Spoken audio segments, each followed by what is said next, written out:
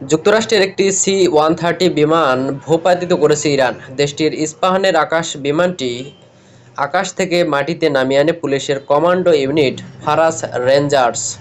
রোববার ৫ এপ্রিল বিমানটি ভূপাতিত করা হয় বলে জানিয়েছে ইরানের আধা সরকারি বার্তা সংস্থা তাসনিম নিউজ। তারা বলেছে, এই বিমানটি বিধ্বস্ত যুদ্ধবিমান F-15 এর ক্রুকে উদ্ধারে ইরানে প্রবেশ করেছিল। তখন এটিকে ভূপাতিত করা হয়। এর আগে মার্কিন সংবাদ মাধ্যম নিউ ইয়র্ক টাইমস জানিয়েছিল, উদ্ধার অভিযানে যাওয়া দুটি সামরিক বিমান ইরানে আটকে গিয়েছিল, কিন্তু বিমানগুলো যেন ইরানের হাতে না যায় সেজন্য এগুলো ধ্বংস করে দেয় মার্কিন সেনারাই।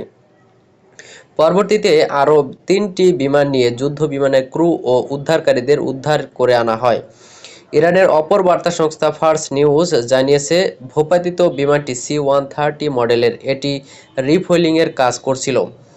ফার্সের প্রতিবেদনে বলা হয়েছিল, ভূপাতিত করা বিমানটি ইরানের পবিত্র ভূমিতে হামলাকারী শয়তানদের জ্বালানি রিফুয়েলিংয়ের কাজে নিযুক্ত ছিল।